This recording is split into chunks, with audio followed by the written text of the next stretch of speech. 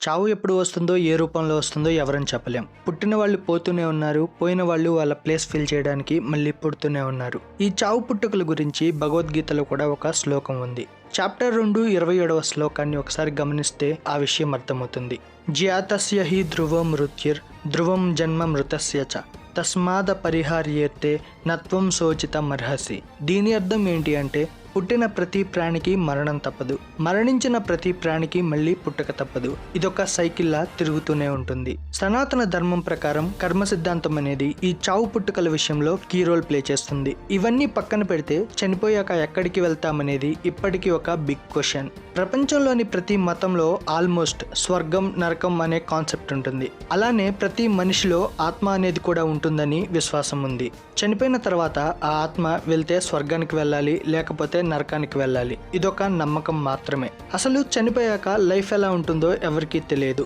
నిజంగానే చనిపోయాక మరొక జీవితం అనేది ఉంటుందా లేదా? రండి డీకోడ్ చేసే ప్రయత్నం చేద్దాం. Hi friends, welcome to ఇన్ఫోబైట్.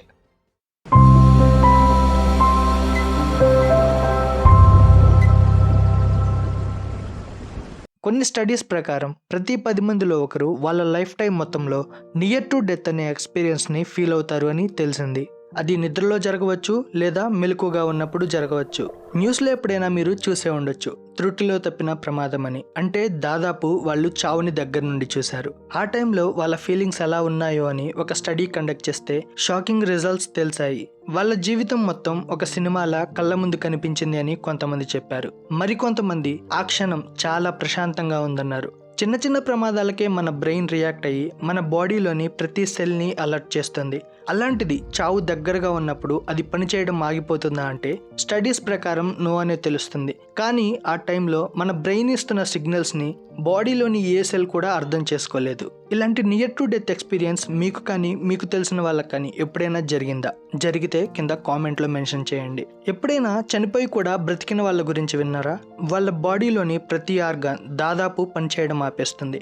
Doctors కూడా చనిపోయారు అని కన్ఫర్మ్ చేస్తారు. తీరా శ్మశానానికి తీసుకుని వెళ్ళి తలకొరివి పెట్టబోతుంటే నిద్రలో నుండి లేచినట్టు పైకి లేచి కూర్చుంటారు. ఇలాంటి కేసెస్ ప్రపంచవ్యాప్తంగా చాలానే ఉన్నాయి. వారు చనిపోయిన దగ్గర నుండి మళ్ళీ తిరిగి లేచే వరకు ఎంతో కొంత టైం అనేది గడిచి ఉంటుంది. ఆ కొంచెం టైంలో ఏదో ఒకటి జరిగి ఉండొచ్చు కదా.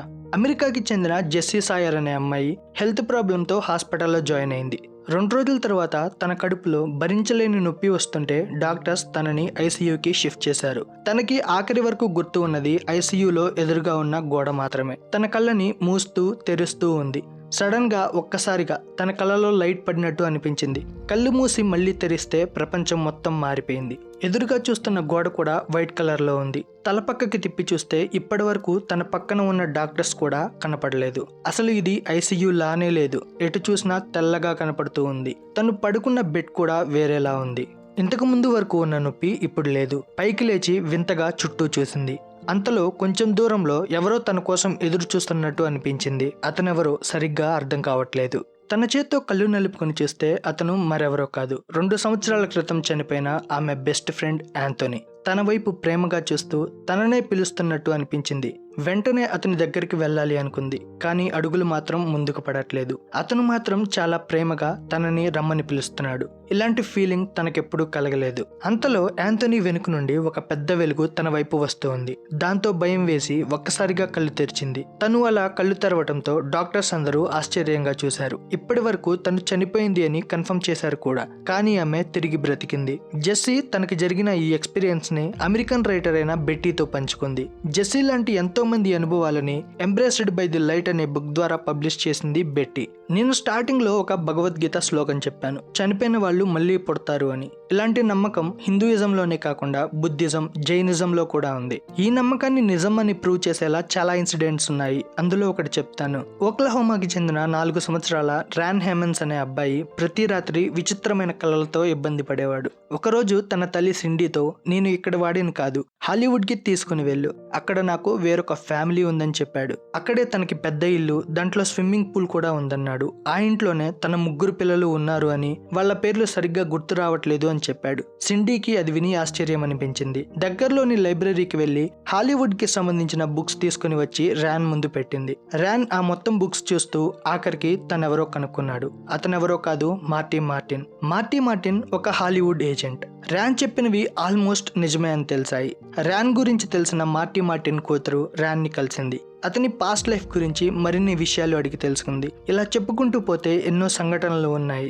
మనిషి చనిపోయిన తర్వాత మరొక లైఫ్ ఖచ్చితంగా ఉంటుంది అనడానికి ఇలాంటి ఎగ్జాంపుల్స్ చాలానే ఉన్నాయి. అది మరొక జన్మ అవ్వచ్చు, లేదా మన నమ్మకాలలో ఉన్న స్వర్గం నరకం అవ్వచ్చు. వీడియో మీకు నచ్చింది అనుకుంటున్నాను. ఇలాంటి మరిన్ని ఇన్ఫర్మేటివ్ వీడియోస్ మేము చేయాలి అంటే మీ హెల్ప్ కూడా మాకు అవసరం.